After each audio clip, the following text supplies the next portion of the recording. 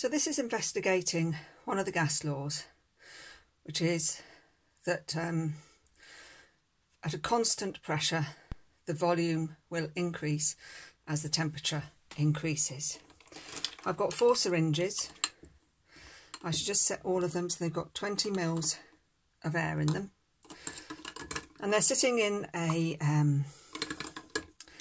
container which has got water at room temperature, because I've left this actually since yesterday. So there's my 4 syringes. I can just measure the temperature of the actual water using my infrared thermometer. Just measures the surface temperature. So that says 21 degrees. So the air in each of these syringes is at 21 degrees. If I put one of these syringes into this container, which contains ice, then the temperature of the the air inside the syringe will fall, the volume will decrease, and to keep the pressure inside constant, again remember the end of this syringe is open, then I should find that the syringe sucks in some water. So I'll just leave that one for a moment or two, just place something over the top that will hopefully hold it a little bit underneath. So mainly bit is. I've also got water that is very hot. Just pour it in slowly, hoping I won't crack the glass, just a little shake.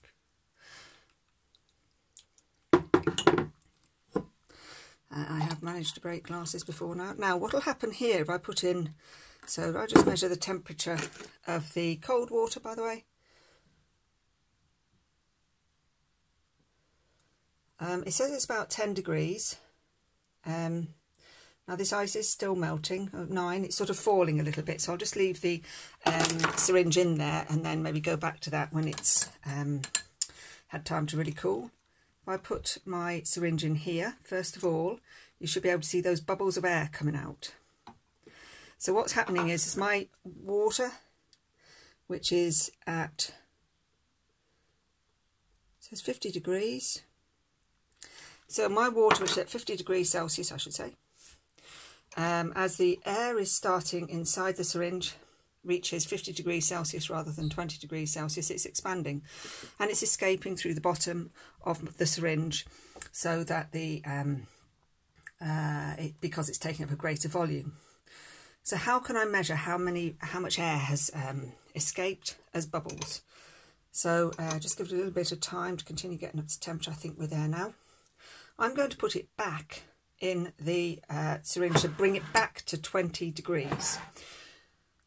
When I do that, this syringe, which at the moment is empty, will start to suck in air, because the remaining air, the volume, will decrease. I've lost some of the air, and so I should find I'm sucking some water in to keep the pressure inside my syringe at a constant value. So it means that if I add my 20 ml plus however much has been sucked in, I should at least have an indication of what the volume of the air inside that escaped in my hot water was. So you should be able to see that that is probably about, I would say, because I can see it a bit better than you, but it's probably about 3 ml has been sucked in. So that I would say that 20 ml expanded, get hot, pushed out some air. When I brought it back to the temperature, I could see that this is replacing that lost air. That water here is replacing lost air. So I reckon I've got about 23 ml. So at 50 degrees, the 20 ml in here took up 23 ml. I'll just re-measure the temperature of this, so you can see here that I have probably, you can't see, I've probably got about 2 ml liquid. This will be better on a visualizer, I have to say. So I've now got 18 ml left of air in here when the temperature is about 7 or 8 degrees.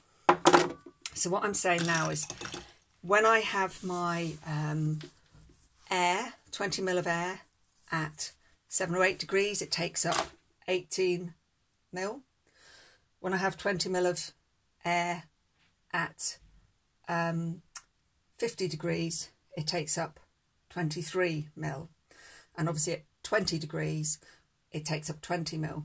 So you can see how it's possible to build up a set of readings, convert those temperatures to Kelvin, which means we're starting our readings at absolute zero.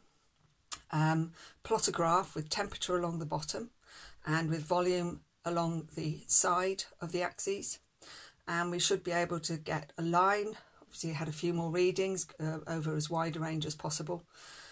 We would be able to get an approximate line that should give us a rough idea of what the value of absolute zero is. In other words, when the volume of the gas inside is zero.